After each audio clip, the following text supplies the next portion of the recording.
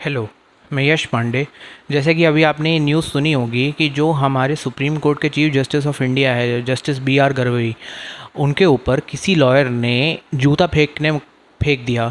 और सुनने में आ रहा है कि वो जूता शायद उन्हें पड़ा नहीं, वो कहीं इधर उधर जाके लड़ गया, या फिर हो सकता है कि वो कुछ गीता वीता अपने बैग से निकालने की कोशिश कर रहे थे। तो बहुत सारे लॉयर्स ने उनको देखा और उन्होंने उनका हाथ पकड़ लिया, उनको गीता निकालने नहीं दी।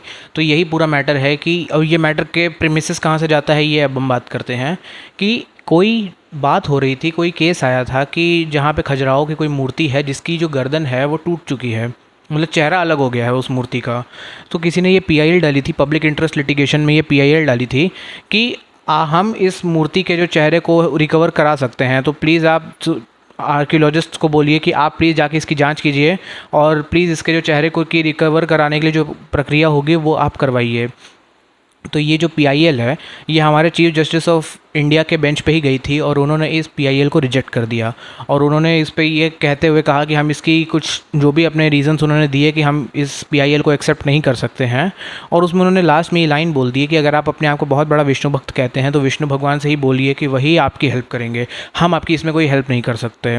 तो जहाँ से आप यहाँ पे देख सकते हैं कि यहाँ पे एक रिलीजियस रिमार्क दिया गया है किसी बात को लेके। तो देखिए, मैं ठीक है मान लेता हूँ उस चीज़ को थोड़ी देर के लिए कि रिलीजियस रिमार्क दिया गया है। बहुत सारी ऐसी बातें होती हैं जो हम बोलते हैं, बहुत सारी ऐसी बातें होती हैं आप किसी से किसी बात पे अग्री करते हैं, किसी से किसी बात पे अग्री नहीं करते हैं।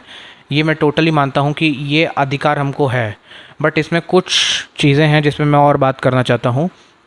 सबसे पहली बात, आप सुप्रीम कोर्ट के जज पे जूता फेंक रहे हैं, क्यों? क्योंकि आप उनकी किसी बात से अग्री नहीं करते। देखिए, पहली बात तो ये जूता फेंकने का जो इंसिडेंट है ना, सबसे पहले मैं खुद ही इसको बहुत कंडेम करता हूँ। क्यों करता हूँ? देखिए, मैं खुद हिंदू हूँ, ठीक है, ऊपर से अगर थोड़ा स्पेसिफिक हो जाऊँ तो पंडित हूँ। बट बात ये नहीं है कि आपने जूता मारा, उन्होंने रिलीजियस मार्क दिए, वो सही दिए गलत दिए, नहीं, मैं खुद उस पर्टिकुलर लाइन से अग्री भले ही नहीं करता हूँ। बट इसका मतलब ये नहीं है कि आप जूता मारेंगे किसी इंसान को। देखिए, कोई आदमी ऐसे भी बहुत सारी 50 चीज़ें आदमी बोल देता है। जैसे अब इस पे तो हर चीज़ पे बवाल कर सकते हैं हम, चाहे कि बॉलीवुड में बहुत सारी ये लाइन बोली जाती थी, हवस का पुजारी। ये हवस का पुजारी ही क्यों होता है? अब हर चीज़ पे बवाल कर सकते हैं अगर हम ऐसे ढूंढने जाएँ तो, ठीक है। और जहाँ तक बात रही कि ये जूता मारने की बात, देखिए, एक होता है कि आप किसी के खिलाफ प्रोटेस्ट करते हैं, तो एक होता है लीगल प्रोटेस्ट, ठीक है, एक होता है इलीगल प्रोटेस्ट। तो ये जो तरीका था जूता मारने का इंसिडेंट था, ये एक इलीगल प्रोटेस्ट में आता है। क्यों आता है? क्योंकि भाई आप किसी के बात से डिसएग्री करते हैं तो आप उसके लिए पूरा एक प्रोसीजर बना हुआ है कि आप ऐसे ऐसे इस बात से डिसएग्री करते हैं एंड ऑल, और ये सारी चीज़ें प्रॉब्लम है। बट आप जूता नहीं मार सकते किसी इंसान को, वो भी चीफ जस्टिस को। क्यों? क्योंकि आप उनके किसी बात से अग्री नहीं करते। देखिए, बहुत सारी चीज़ें होती हैं इस दुनिया में, मगर हर बात पे अगर हम जूता मारने लगे, ये मारने लगे, तो हम खुद ही देख सकते हैं कि हमारा देश कहाँ पे जाएगा। और इसमें बहुत सारी चीज़ें और भी थी जिसमें मैं बात करता हूँ। इसमें था कि जैसे जब चीफ जस्टिस ने ये लाइन बोली थी कि आप विष्णु भगवान से ये हेल्प मांग लीजिए क्योंकि हम आपकी हेल्प नहीं कर सकते, तो जजमेंट में ये लाइन छापी गई थी। तो ये एप्लीकेशन भी लगाई गई थी कि हम ये लाइन जो है ये जजमेंट में यूज़ नहीं करेंगे, आप इस लाइन को काट दीजिए, ठीक है। तो फिर और ये वाली लाइन काटी भी नहीं गई। बाद में आगे जाके उन्होंने बोला कि नहीं, ये लाइन रहने दो, और ये एप्लीकेशन भी रिजेक्ट हो गई कि ये लाइन काटी नहीं जाएगी। तो इस पे भी बवाल हुआ था कि ये लाइन काटी क्यों नहीं जा रही है, किस लिए नहीं काटी जा रही है। और बाद में जब ये इनके स्टेटमेंट पे ये बवाल हुआ था, ये विष्णु भगवान वाले, तो हमारे चीफ जस्टिस ऑफ इंडिया है, इन्होंने एक फॉर्मल तरीके से इस बात को माना भी था कि मैंने ये जो बात बोली, मेरा कोई सेंटिमेंट हर्ट करने का किसी को इरादा नहीं था, मैं एक बहुत सेक्युलर आदमी हूँ, और ये सारे स्टेटमेंट्स हमारे चीफ जस्टिस की तरफ से आए भी थे। बट अब यही बात है कि जब बात ख़राब हो गई, और बहुत सारे लोग ये भी पूछ रहे हैं कि ये क्या बंदा जो जिसने ये जूता मारने वाला कांड किया है, या ये लॉयर होगा? देखिए, सुप्रीम कोर्ट में अगर जहाँ तक मैं भी वहाँ पर जहाँ तक मैंने अपने सोर्सेस से पता किया है, 3 टाइप के होते हैं। एक वहाँ के परमानेंट मेंबर्स होते हैं, एक नॉन लॉयर्स होते हैं, और एक होते हैं कि उनका बस जब केस लगा है वो तभी जाते हैं। नॉन मेंबर्स होते हैं, पहले तो मेंबर होंगे तो जिनका परमानेंट कार्ड बना होता है, जैसे जो बहुत एओआर रहता है ना, जो एडवोकेट ऑन रिकॉर्ड्स, तो वो सुप्रीम कोर्ट के मेंबर ही होते हैं, तो उनके पास तो पास बना होता है, वो जब चाहे तब सुप्रीम कोर्ट में जा सकते हैं। एक नॉन लॉयर होता है, नॉन मेंबर होता है, यानी वो अपना 1 महीने का कोई कार्ड बनवा लेगा 1 महीने के लिए, और फिर वो जा सकता है सुप्रीम कोर्ट में, और वो कभी भी जा सकता है इस 1 महीने के दौरान में। और एक होता है कि वो मेंबर नहीं है, तीसरा कैटेगरी, वो जब उसका केस लगेगा वो तभी अपने किसी एओआर को अपॉइंट करेगा और तब वो केस लड़ने के लिए जाएगा। एक ये वाली चीज़ भी होती है। तो इन्हीं तीनों में से मे बी मेरे हिसाब से तो वो बंदा मेंबर की कैटेगरी में आता है जहाँ तक मुझे लगता है, या फिर ऐसा लगता है कि वो उसको उसके पास अधिकार था भाई जाने के लिए कि भाई आप यहाँ पर हैं। ऐसे ही आप सुप्रीम कोर्ट में नहीं घुस सकते, हर गेट पे सिक्योरिटी होती है और हर गेट पे आपको अपना पास दिखाना पड़ता है। तो ये चीज़ तो हटा दो। बहुत सारे लोग ये पूछ रहे हैं कि वो लॉयर ही होगा कि नहीं होगा। भैया वो लॉयर है, ऐसे ही आप किसी के उस पर नहीं जा सकते कि भाई ये बिना लॉयर हुए आप कैसे घुस सकते हैं। और अगर आप फॉर एग्जांपल आप मान भी लेते हैं कि आप क्लाइंट है और आप जूता मारने का सोच रहे हैं वहाँ पे, तो भाई क्लाइंट को सबसे पीछे बिठाया जाता है। क्लाइंट को आप आगे ही नहीं जाने देगा, कोई भी जाने नहीं देता वहाँ पर। अगर आप क्लाइंट है पीछे बैठी है, तो ये भी प्रॉब्लम है कि अगर आप आगे बैठेंगे तो बहुत ज़्यादा चांस है कि वो वकील है। वो बंदा, जहाँ तक हमने सुना है कि वो सामने की रो में बैठा था, वो बंदा सामने की रो में गया, वहाँ पर उसने बैठा और जहाँ पे उसने देखा चीफ जस्टिस थे और वहाँ पे जूता मारने की उसने कोशिश कर दी। ये हुआ है पूरा केस, ठीक है। बहुत अनफॉर्चुनेट है, अनफॉर्चुनेटली बहुत अनफॉर्चुनेट है। क्यों? क्योंकि यही है ना कि भाई आप जूता मार रहे हैं, मतलब आप खुद सोचो, एक पीसफुल प्रोटेस्ट भी नाम की चीज़ होती है। आप एक होता है कि आप किसी बात का विरोध कर रहे हैं एक लीगल तरीके से, और आप किसी बात का विरोध कर रहे हैं इल्लीगल तरीके से। देखिए, we all agree to disagree. हम बहुत सारी बातों से लोगों की डिसअग्री हो सकते हैं, बहुत सारी बातें लोग ऐसी बोल सकते हैं जो सुनने में हमें अच्छी ना लगे। मैं ये बात नहीं कह रहा हूँ कि चीफ जस्टिस ने सही बोला कि गलत बोला। मैं ये बोल रहा हूँ कि आपने जो बात करने का अपना एक्सप्रेशन है वो इतना गलत चूज़ कर लिया है कि अब जो इस मुद्दे पे बात करना चाहेगा, जो अगर जो सही भी है, जो इस मुद्दे पे बात करना चाहेगा, उनको देखा जाएगा कि तुम्हारी भी सोच उसी की जैसी है। अगर आप एक काम करते हैं ना, तो आपको क्या लगता है कि अगर आप कोई एक्शन लेते हैं तो क्या सिर्फ आपको ही इफेक्ट होगा? नहीं, आपकी पूरी फैमिली को इफेक्ट होगा। उस केस से रिलेटेड जितने लोग थे उन सबको इफेक्ट होगा। अब ये PIL जाए कभी सुप्रीम कोर्ट में, मैं गारंटी देता हूँ कि इस प्रेजुडिस के चक्कर में ये PIL अब कभी इस पर काम नहीं होगा, अनफॉर्चुनेटली। क्यों? क्योंकि ये जूता मारने का इंसिडेंट भी हुआ है इस पर। तो मैं यही बताना चाहता हूँ जनता को और लोगों को कि देखिए, अगर आप किसी बात से डिसअग्री करते हैं, by all means, we all are humans, हम डिसअग्री करना हमें अलाउड है हमारे डेमोक्रेसी में। बट इसका मतलब ये नहीं होता है कि आप किसी को भी अपने बाप की जहांगीर समझ के जूता मारेंगे, हम दिखाएंगे, अपनी डोमिनेंस शो करेंगे कि हिंदू हैं, ये हैं, वो है। भाई उसका ना एक दूसरा तरीका भी होता है। आप फिर से एप्लीकेशन लगाते, फिर और कुछ अपील करते, रिवीजन में जाते, और उसकी 50 चीज़ें होती हैं, ठीक है। लेकिन अगर आप ऐसे जूता मारोगे तो एक प्रेजुडिस आ गया ना सुप्रीम कोर्ट के जजमेंट में। एक सुप्रीम कोर्ट के दिमाग में एक पहले से ये थॉट आ गया ना कि यार इस केस में ऐसा हुआ था, फिर ऐसा हुआ था, फिर उस पर मजाक होगा, तंज कसा जाएगा। जो मेन बात है, जो मेन टॉपिक है, उससे हमारा ध्यान भटका दिया गया। जो मेन टॉपिक है उससे ध्यान चला गया और कुछ कहीं और ही चला गया फोकस। वो जो केस था, जो इतना अच्छा केस था कि जो भगवान शिव हैं उनकी जो ये मूर्ति है खजुराहो की जो भी है, वो टूट गई है और उसको हमें वापस लगवा देना चाहिए, जो कि आई अग्री, बिल्कुल लगवाना चाहिए 100%। बट ये जो एक्शन लिया गया ना, इस चक्कर में अब उस मंदिर को न्याय नहीं मिलेगा, उस मूर्ति को जो न्याय मिलना चाहिए वो नहीं मिलेगा, उस भक्त को न्याय नहीं मिलेगा और उस देवता को न्याय नहीं मिलेगा। किस लिए? क्योंकि एक सो कॉल्ड भक्त अपने इमोशंस पे काबू नहीं कर पाया। That is the unfortunate situation, और कुछ नहीं है इधर।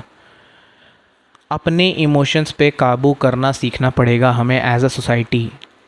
ये हमारी सोसाइटी को दर्शाता है। अब बहुत सारे लोग इसमें बोल रहे हैं कि लोगों का जुडिशरी के प्रति एक गुस्सा निकल के आ रहा है, बहुत ही ये निकल के आ रहा है, वो निकल के आ रहा है। देखिए, मैं ये भी मानता हूँ कि हर चीज़ आइसोलेशन में एग्जिस्ट नहीं करती, बट ये जो केस है ना, यही इसका जड़ है जो इस केस से निकला है। अब इस केस को कितना बड़ा इफेक्ट हुआ है हम आइसोलेशन में ही देखेंगे। ये जो केस है, जो अभी केस हमारा चल रहा है, इस पे कितना बड़ा डेंट हो गया इस चक्कर में। अब उस केस पे कभी बात नहीं होगी, इस केस को मेरे हिसाब से तो शायद कभी लिया भी नहीं जाएगा, और अगर रिवीजन होगी तो बार बार खारिज होगी, ये भी मुझे पता है ऑलरेडी। क्योंकि बस वही है ना कि आपका फर्स्ट इंप्रेशन ख़राब हो गया, और first impression is the last impression, unfortunately यही है। क्या बोलूँ मैं, मतलब it is a very unfortunate situation कि हमें अपने इमोशंस पे काबू करने नहीं आता है। और ऐसे वकील जो ग्लोरी लेने के चक्कर में एकदम हिंदुओं के रक्षक बन के आते हैं और दिखाते हैं कि हम बड़ा लोग अपनी हिंदुओं की रक्षा करेंगे, हम बड़ा ये करेंगे, वो करेंगे। It is not a movie, for God sake. Movie नहीं है ये, एक रियल लाइफ है। रियल लाइफ ऐसे काम नहीं करती है। रियल लाइफ में बहुत शांति से आपको किसी को समझाना पड़ता है। आप अपना एक आर्ग्यूमेंट दे सकते हैं। एक लॉयर का काम होता है कि मैं जो भी लॉफुल तरीका होता है उसमें अपने क्लाइंट की बात को सामने वाले जज पे रखना। और नाउ जब आपके हाथ से बॉल छूट गई है तो अब वो बॉल आपके हाथ में नहीं है, वो स्विंग हो, स्पिन हो, सीम हो, जो भी हो, अब वो आपके हाथ में बॉल नहीं है। आप बस एक करेक्ट पोजीशन में बॉल फेंक सकते हैं, वो आपको फेंकनी है। Now the ball is no longer in your hands. तो जब आपके हाथ में बॉल है नहीं और अगर आप नहीं कर पा रहे हैं उस बॉल से कुछ, तो ये नहीं है कि आप सामने वाले को बोलोगे कि तुम चूतिया हो। नहीं होता ऐसे यार, ऐसे नहीं चलती है लाइफ। आप ऐसी हरकतें करोगे और ऐसी हरकतें हम करने लग गए तो भाई ये तरीका सही नहीं है। अरे मुस्लिमों से सीखो यार। आप मुस्लिम को कभी कुछ बोल दो, मैं बता रहा हूँ, ये जो स्टेटमेंट बोली थी चीफ जस्टिस ने, किसी मुस्लिम के खिलाफ नहीं बोल सकते थे वो। कोई मुस्लिम जाके चीफ जस्टिस को जूता नहीं मारता, वो सड़कों पे आग लगा देता कि जहाँ पे दिल्ली तक बात जाती। मैं ये नहीं बोल रहा हूँ कि सड़कों पे आग लगा दो, जो मैं कहना चाहता हूँ प्रेमिसेस समझो उसका, कि प्रोटेस्ट करते वो पब्लिक में, चीफ जस्टिस को नहीं बोलते। ठीक है, वो हमारे पॉलिटिशियंस को मजबूर करते कि इस केस पे संज्ञान लो। आपने पॉलिटिशियंस को मजबूर किया नहीं। आप सोच रहे हैं कि एक चीफ जस्टिस पूरे कानून को बदल देगा। चीफ जस्टिस का या किसी भी जज का काम ये नहीं होता है कि हमें कानून को बदलना है या फिर कुछ कानून को कुछ अलग अलग करके कुछ काम करना है। जो बना बनाया कानून है, जुडिशरी का काम होता है उस बने बने कानून पे ही आपको फैसला सुनाना। जैसे हस्बैंड वाइफ के केसेस में होता है, जैसे बोलता है ना कि हस्बैंड्स को इतना मेंटेनेंस क्यों देना पड़ता है, वाइफ को क्यों नहीं देना पड़ता, क्योंकि हस्बैंड की जो ऑब्लिगेशन होती है सोसाइटी की तरफ से, खाना, नरिशमेंट प्रोवाइड कराना, घर प्रोवाइड कराना, मेंटेनेंस प्रोवाइड कराना, पैसा प्रोवाइड कराना, ये सारी चीज़ें जो हैं ये कोर्ट इन्फोर्स कर सकती है।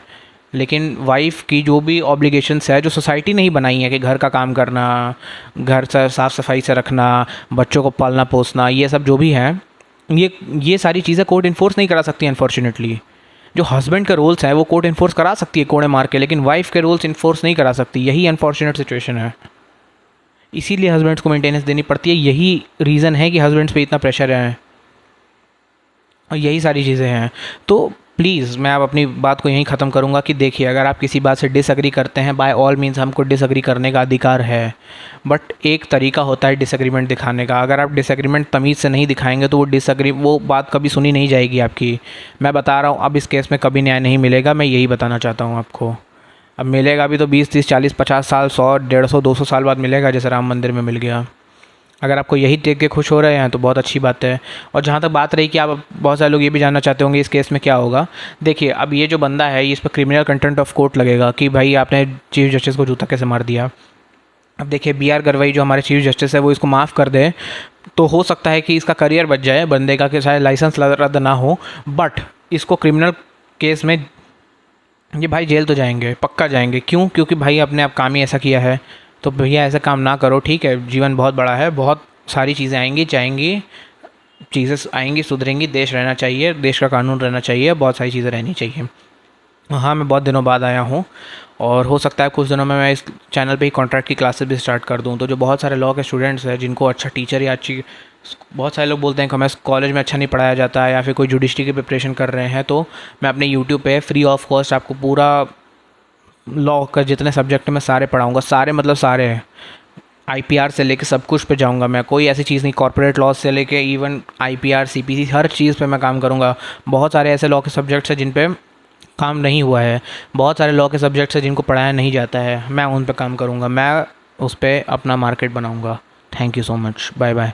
अभी के लिए इतना काफ़ी है और प्लीज़ मेरे चैनल को लाइक करें, मेरे चैनल को सब्सक्राइब करें और आपकी कोई भी डिमांड्स है तो आप मुझसे पूछ सकते हैं। हाँ, मैं काफ़ी दिनों बाद आया हूँ, अब मैं कुछ दिनों से कोशिश करूँगा कि मैं रेगुलर रह सकूँ। Thank you so much.